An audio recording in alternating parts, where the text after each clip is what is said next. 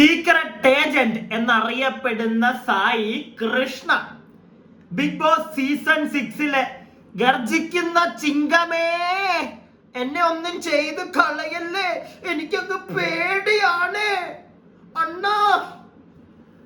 ഒന്നെ സായി കൃഷ്ണ, എനിക്ക് ഈ ഒരു ബിഗ് ബോസ് സീസൺ കഴിഞ്ഞ് താങ്കൾ പുറത്തിറങ്ങിയതിനു ശേഷം അല്ലെങ്കിൽ അവിടെ പോയതിനു ശേഷം പല ആളുകൾക്കും ഉള്ളതുപോലെ നിങ്ങളോടുള്ള ഒരു വില അതങ്ങ് പോയി. എന്നാൽ നിങ്ങൾ സായി കൃഷ്ണ അല്ലെങ്കിൽ സീക്രട്ട് ഏജന്റ് എന്ന് പറയുന്ന ഒരു വ്യക്തി കാരണമാണ് നമ്മളൊക്കെ ഈ പരിപാടിയിലേക്ക് വരുന്നത്. അതുകൊണ്ടുള്ള ഒരു നേരത്തെ അതുകൊണ്ടുള്ള ഒരു ബഹുമാനം, എന്തോ ഒരു സാധനം, അയ്യോ അയാൾ സീക്രട്ട് ഏജന്റ്, എല്ലാം കേരളത്തിൽ എന്ത് തെറ്റ് കണ്ടാലും റിയാക്ട് ചെയ്യുന്ന ഒരു വ്യക്തി എന്നുള്ളൊരു സാധനം ഉണ്ടായിരുന്നു. പക്ഷെ അതൊക്കെ പോയി.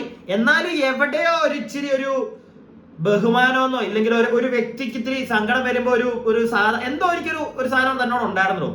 അതുകൊണ്ടാണ് കഴിഞ്ഞ ദിവസം തന്റെ വീഡിയോയിൽ താങ്കൾക്ക് വയ്യ, താങ്കൾക്ക് ഇരിക്കാൻ പറ്റുന്നില്ല എന്നൊക്കെ പറഞ്ഞപ്പോഴത്തേക്ക് ഞാൻ നിങ്ങൾക്ക് ഒരു മെസ്സേജ് അയച്ചത്. നിങ്ങൾക്കറിയാം, നിങ്ങളത് കാണുമെന്ന് എനിക്കറിയാം.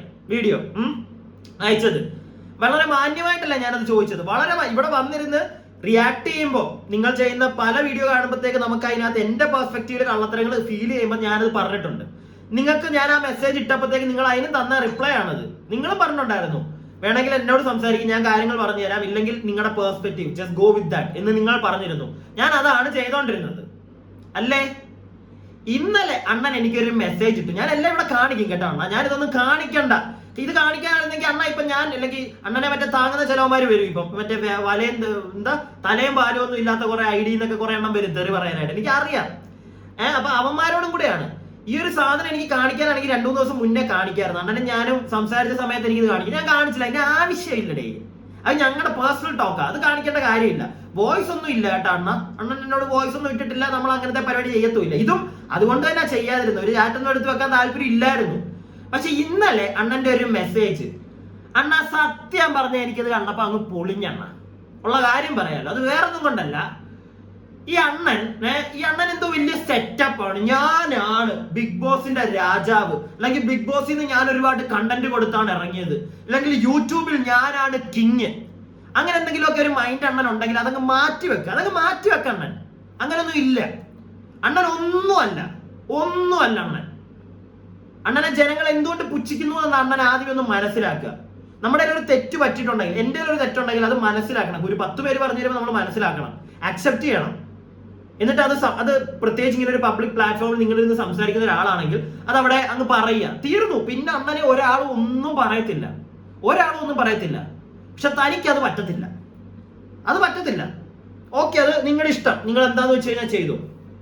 പക്ഷേ ഞാനുണ്ടല്ലോ ഈ സായി കൃഷ്ണ, ഇന്നലെ ഞാനിപ്പോ എന്റെ ഒരു ഫ്രണ്ടുമായിട്ട് ഈ ഒരു സാധനം ഇങ്ങനെ ഷെയർ ചെയ്തപ്പം അവനോട് പറഞ്ഞടാ, സായി കൃഷ്ണ നേരത്തെ ഈ ന്യൂസ് ചാനലിലൊക്കെ മറ്റേ ഇതിനൊക്കെ വന്നിരിക്കുവായിരുന്നു തോന്നുന്നല്ലേ, മറ്റേ ഈ റിയാക്ട് അല്ല, ഈ എന്തോ അതിന് പറയുന്ന ഓരോ വിഷയങ്ങളൊക്കെ സംസാരിക്കുന്നിടത്ത് ഇയാളും വിളിച്ചിരുത്തി ഇയാളും മറ്റേ അതിഥിയൊക്കെ ആയിട്ട് വന്ന ഓരോ കാര്യങ്ങളൊക്കെ പറയത്തില്ലായിരുന്നു. അങ്ങനത്തെ പരിപാടിയൊക്കെ ഉണ്ടായിരുന്നു. ഞാൻ അങ്ങനെ വലുതായിട്ട് അതൊന്നും കണ്ടിട്ടില്ല കേട്ടോ. ഞാൻ പ്രത്യേകിച്ച് ഇവിടെ അല്ലായിരുന്നു, അതുകൊണ്ട് തന്നെ ഞാൻ അതൊന്നും വാർത്താ ചാനലിൽ ആ പരിപാടിയൊന്നും കണ്ടിട്ടില്ല, സായി പോയിട്ടുള്ള പരിപാടികളൊന്നും. അപ്പൊ അങ്ങനെയൊക്കെ പോയിട്ടുള്ള ഒരു വ്യക്തിയാണ് ഈ സായി എന്ന് എന്റെ ഒരു ഫ്രണ്ട് ഇപ്പൊ രാവിലെ പറഞ്ഞു. അപ്പൊ അങ്ങനെ ഒരാളാണോ ഇങ്ങനെ മെസ്സേജ് അയക്കുന്നത് അവനും ചോദിച്ചു. ഞാനിത് അവനോട് പറയാനുള്ളൊരു കാരണം ഞാൻ ഇവിടെ കാണിച്ചുതരാം. ആ ചാറ്റ് ഒന്ന്. അണ്ണൻ എന്നോട് ഇന്നലെ മെസ്സേജ് ചോദിച്ച രീതി ഞാൻ പറഞ്ഞല്ലോ, എനിക്കത് തീരെ അങ്ങോട്ട് ഇഷ്ടപ്പെട്ടില്ല. അണ്ണ മാന്യമായിട്ട് ഒരാളോട് ചോദിക്കണം, നിന്റെ നമ്പർ തരൂ എന്ന് മാന്യമായിട്ട് ചോദിച്ചു കഴിഞ്ഞാൽ ഞാൻ തരും അണ്ണ, എന്നോട് ചോദിച്ചു കഴിഞ്ഞാൽ. മനസ്സിലായില്ലേ? പക്ഷെ നിങ്ങൾ ചോദിച്ച രീതി, ഞാൻ ആദ്യമേ ആ ചാറ്റ് മൊത്തത്തിൽ കുറച്ചേ ഉള്ളൂ, ഞാൻ അതൊന്ന് കാണിക്കുകയാണ് ബാക്കി എല്ലാവർക്കും കൂടെ വേണ്ടിയിട്ട്. ഇല്ലെങ്കിൽ ഞാൻ പറയുന്ന കള്ളമാണെന്ന് കുറെ എണ്ണം മറ്റേ തള്ളാൻ വന്നിരിക്കും. അപ്പൊ അവർക്കും കൂടെ വേണ്ടിയിട്ടാണ് ഈ ചാറ്റ് ഇവിടെ ഞാൻ കാണിക്കുന്നത്. ഫസ്റ്റ് ഞാൻ കഴിഞ്ഞ ദിവസം അണ്ണന്റെ വീഡിയോ, നേരത്തെ പറഞ്ഞാൽ അണ്ണന്റെ വീഡിയോ കണ്ടൊരു മെസ്സേജ് ഇട്ട്, അതുകൂടെ കാണിക്കാം. ഇതാണ് ഫസ്റ്റ് മെസ്സേജ്, ഞാൻ അങ്ങോട്ട് ഇട്ടതാണ്. Bro, take care of your health. ഇന്നത്തെ താങ്കളുടെ വീഡിയോ കണ്ടപ്പോൾ വീണ്ടും കള്ളങ്ങൾ മെനഞ്ഞു കൂട്ടുന്നത് പോലെ തോന്നി, ബട്ട് അതോടൊപ്പം സങ്കടവും തോന്നി. Please take care of your health and don't feel bad when I am reacting to your videos. ഇത് ഞാനിതിന് മുന്നേ എന്തൊക്കെയോ റീൽസ് ഷെയർ ചെയ്തിട്ടുള്ളേ ഉള്ളൂ. അണ്ണൻ ഒന്നും കണ്ടിട്ടൊന്നുമില്ല. പക്ഷെ ഈ മെസ്സേജിൽ അണ്ണൻ റിപ്ലൈ തന്നു. എന്താണ്? എന്തു കള്ളം? If you want to know things ask me or else you can move on with your perspective, I won't mind എന്ന് അണ്ണൻ പറഞ്ഞിട്ടു. ഞാൻ അതിന് റിപ്ലൈ കൊടുത്തില്ല, കാരണം പുള്ളി അത് മൈൻഡ് ചെയ്യുന്നില്ല. നീ ചെയ്തോ എന്ന് പറയുന്ന ഒരു സാധനം ഞാൻ പിന്നെ എന്തിനാ പുള്ളിക്ക് റിപ്ലൈ കൊടുക്കാൻ പോകുന്നത്? അതിന്റെ ആവശ്യം എനിക്ക് തോന്നിയില്ല. ഞാൻ മറ്റേ ഓക്കെ ബൈ അണ്ണ ടേക്ക് കെയർ പിന്നെ ചെന്നിട്ട് പറയണോ? ഓൾറെഡി ഞാനത് പറഞ്ഞതിന് പുള്ളിയുടെ ഭാഗത്തുനിന്ന് മാന്യമായിട്ട് ഞാൻ പറഞ്ഞു take care of your health, ഒരു റിപ്ലൈ ഇല്ല. പുള്ളിക്ക് എന്ത് കള്ളമാണെന്നും പിന്നെ അങ്ങനത്തെ കാര്യമാണ് പുള്ളിക്ക് അറിയാൻ കൂടുതൽ. ഒരു എന്താ മറ്റേ ദൈർഘ്യം എന്നല്ല പറയുന്നത്, എന്താ ഒരു ത്വര. പുള്ളിക്ക് അതാണ് ഒരു ത്വര. എന്താണത് കള്ളം കണ്ടുപിടിച്ചത്, അതാണ് പുള്ളിയുടെ ത്വര. അല്ലാതെ ഒരാള് പുള്ളിയുടെ ഹെൽത്തിനെ ടേക്ക് കെയർ ചെയ്യണം എന്ന് പറഞ്ഞതിന് പുള്ളിക്കൊന്നും അതൊന്നും വേണ്ട. അതൊക്കെ ഓരോരുത്തരുടെ പേഴ്സ്പെക്റ്റീവ് ഇടും, ഞാൻ അതിനകത്ത് ഒന്നും പറയുന്നില്ല, അത് പുള്ളിയുടെ ഒരു ഇത്. പക്ഷെ പുള്ളി അതിന് ശേഷം ഇന്നലെ എനിക്ക് അയച്ചേക്കുന്ന മെസ്സേജ് കണ്ടോ, സെൻഡ് മീ യുവർ നമ്പർ. എടോ സീക്രട്ട് ഏജന്റ് എന്ന് പറയുന്ന സായി കൃഷ്ണ, താങ്കൾ ഇങ്ങനെ, പക്ഷെ നമ്മളൊന്നും ഇങ്ങനെയല്ല. നമുക്ക് അതുകൊണ്ട് തന്നെ ഇത് കണ്ടു കഴിഞ്ഞാൽ ഇവനത്തെ ഇങ്ങനെയെന്നാ ഞാൻ ആലോചിച്ച ഫസ്റ്റ്. ഒരാളോട് നമ്പർ ഇങ്ങനെയാണോ ചോദിക്കുന്നത്? Send me your number. നീ ആരാ എന്റെ അടുക്ക നമ്പർ ചോദിക്കാൻ? എന്നാ എന്റെ മൈൻഡ് ഫസ്റ്റ് വന്നത് സെൻഡ് മീ യുവർ നമ്പർ. അറിയാത്ത ഒരാളോട് നമ്പർ ചോദിക്കുന്നത് ഇങ്ങനെ അല്ല മോനെ.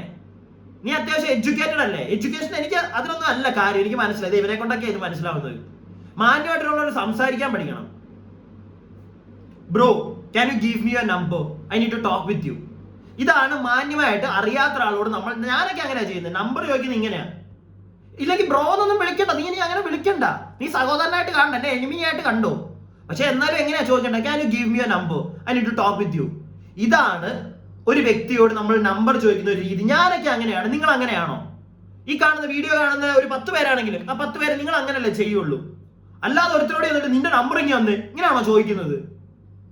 എനിക്ക് സായിയുടെ ഒരു ഞാനിപ്പോ ഇയാളെ റിയാക്ട് ചെയ്തുകൊണ്ട് തന്നെ അയാൾ പെട്ടെന്ന് ഇങ്ങനെ ഒരു മെസ്സേജ് അയച്ചപ്പോൾ എനിക്ക് അങ്ങനെയാട്ടോ തോന്നിയത്.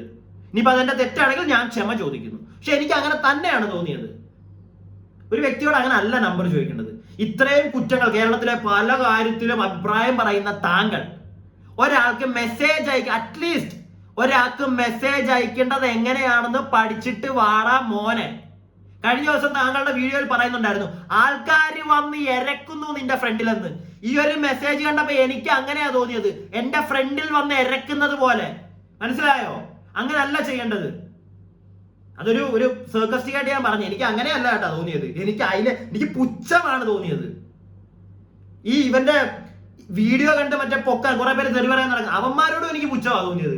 ഇത്രേ ഉള്ളൂ നീയൊക്കെ പൊക്കുന്ന അവൻ ഒരാളോട് നമ്പർ ചോദിക്കാൻ അറിയില്ല. അവൻ പറയുന്ന വാക്കുകൾ ഞാൻ കേൾക്കാറില്ല. ഇപ്പം എനിക്ക് താല്പര്യമില്ല.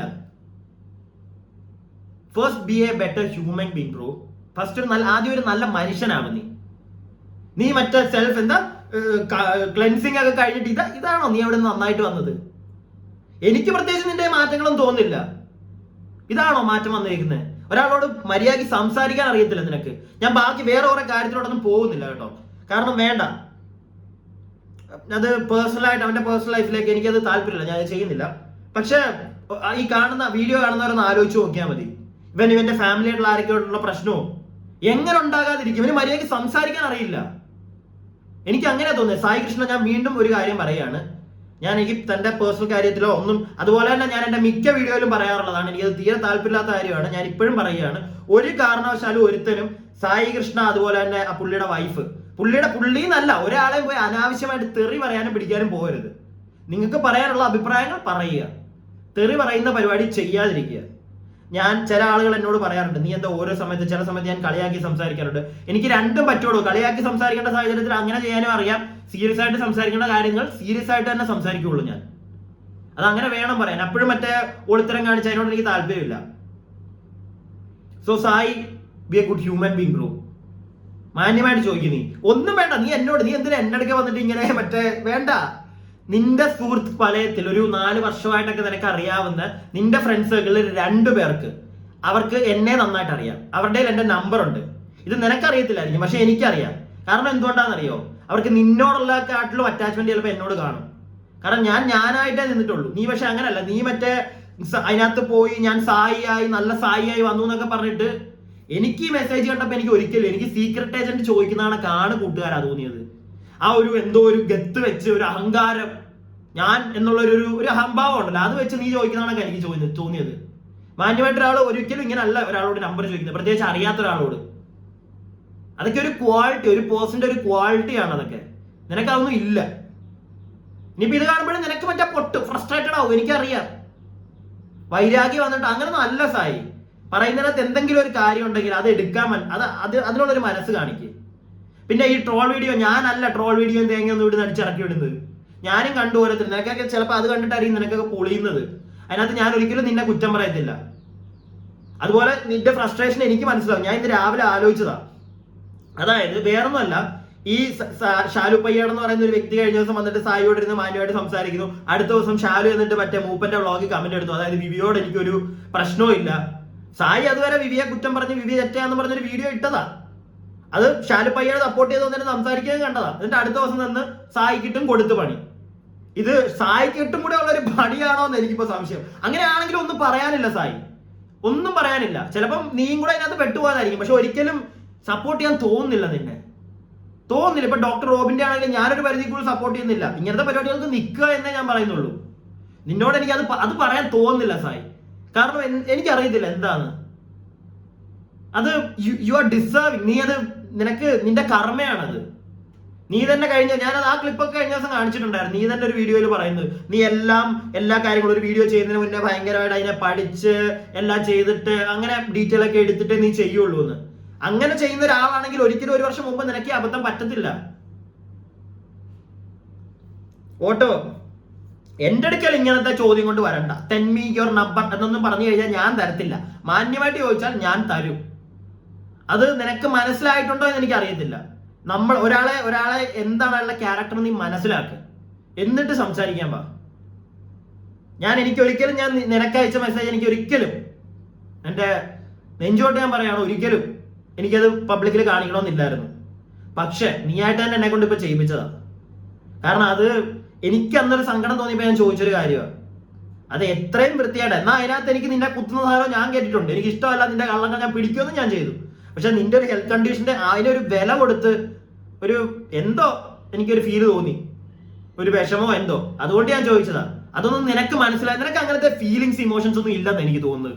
അല്ലേ സായി? നിനക്കൊന്നും മനസ്സിലാവത്തില്ലെന്ന് തോന്നുന്നു. അതിന് നല്ലൊരു മനുഷ്യനാവണം. വീട്ടുകാരെ മനസ്സിലാക്കാൻ പഠിക്കണം. എന്ന് വെച്ചാൽ ഞാൻ എന്റെ എല്ലാ വീട്ടുകാരും എന്റെ കുടുംബക്കാരും എല്ലായിട്ട് അത്ര പറ്റി അറ്റാച്ച് അതൊന്നും അല്ല ഞാൻ ഇവിടെ പറയുന്നത്. പക്ഷെ ആ ഒരു ഇമോഷണൽ സാധനം എല്ലാവരുമായിട്ട് ഉണ്ടായിരിക്കണം. നമുക്ക് വേണ്ടാന്ന് വെച്ചവരെ വേണ്ടാന്ന് വെച്ചാൽ നമുക്ക് മാറി നിൽക്കാം. പക്ഷെ സ്നേഹം അത് എല്ലാവരോടും ഉണ്ടായിരിക്കണം സായി. അത് നിനക്ക് അതിന്റെ ആ വാക്കിന്റെ അർത്ഥമൊക്കെ മനസ്സിലാക്കുക. എന്നിട്ട് പഠിക്കുക നല്ലൊരു വ്യക്തിയായിട്ട് എങ്ങനെ ഇരിക്കണമെന്ന്. എന്നിട്ട് വാ. എന്നിട്ട് ഇനി ഇപ്പോഴും നിന്റെ ഒരു ദേഷ്യം ഇതൊന്നും മാറിയിട്ടില്ലെങ്കിൽ തപ്പ്, ഞാൻ നേരത്തെ പറഞ്ഞല്ലോ, തപ്പ് നമ്പർ കിട്ടും എന്റെ, വിളിച്ച് തെറിയോ എന്താന്ന് വെച്ചാ. ചിലപ്പോൾ നീ അതിനൊന്നും ആയിരിക്കത്തില്ല വിളിക്കുന്നത്. ഞാൻ ഒരിക്കലും പറയുന്നത് നീ തെറി പറയാനാ വിളിക്കുന്നതെന്ന്. നീ ചിലപ്പം നിന്റെ ഒരു സൈഡ് പറയാൻ വേണ്ടിയിട്ടായിരിക്കാം. എന്താണെങ്കിലും എനിക്ക് എന്റെ ഒരു ഇതുണ്ടല്ലോ, എനിക്ക് കേൾക്കണോ വേണ്ടി വന്ന്. മാന്യമായിട്ട് വരികയാണെങ്കിൽ ഞാൻ കേൾക്കും. സായി എന്ന് പറയുന്ന വ്യക്തി പറഞ്ഞാൽ ഞാൻ നല്ല വൃത്തിക്ക് കേൾക്കും. എനിക്കത് അറിയണമെന്നുമുണ്ട്. പക്ഷെ ഈ മറ്റേ എന്തോ ഞാൻ സെറ്റപ്പാണെന്നുള്ള രീതിയിൽ വന്ന് നമ്പർ ചോദിക്കുന്നതും ആ പരിപാടി ഇങ്ങോട്ട് ഇറങ്ങത്തില്ല. കാരണം ചേട്ടനെക്കാട്ടിലും വലിയ സെറ്റപ്പിലൊക്കെയാണ് നമ്മൾ ഇരിക്കുന്നത്. ഓക്കെ, അതെല്ലാവരും അങ്ങനെ തന്നെയാണ്. എല്ലാവർക്കും അവരാണ് സെറ്റ്. മനസ്സിലായ? അതൊക്കെ ഒന്ന് മനസ്സിലാക്കി. അപ്പൊ ഞാൻ പറഞ്ഞതിനോട് ഈ കാണുന്നവർക്കെങ്കിലും യോജിക്കാൻ പറ്റുന്നുണ്ടെങ്കിൽ ഒന്ന് കമന്റ് ബോക്സിൽ ഒന്ന് എഴുതുക. അല്ലെങ്കിൽ ഞാൻ പറഞ്ഞ തെറ്റാണെങ്കിലും, ഞാൻ നേരത്തെയും പറഞ്ഞല്ലോ, എല്ലാവരും ഞാനും അത്ര ചിലപ്പോൾ പറയുന്നത് എല്ലാം ശരിയാവണമെന്നില്ല. ഞാൻ പറയുന്നത് തെറ്റായിട്ട് എന്തെങ്കിലും നിങ്ങൾക്ക് തോന്നുന്നുണ്ടെങ്കിൽ ഒന്ന് കമന്റ് ബോക്സിൽ ഇടുക. അതുപോലെ തന്നെ വീഡിയോ ഇഷ്ടപ്പെട്ടിട്ടുണ്ടെങ്കിൽ ഇത് ലൈക്ക് ചെയ്യുക. സബ്സ്ക്രൈബ് ചെയ്യാതെ കാണുന്നവരുണ്ടെങ്കിൽ സബ്സ്ക്രൈബ് ചെയ്യുക. ഓക്കെ.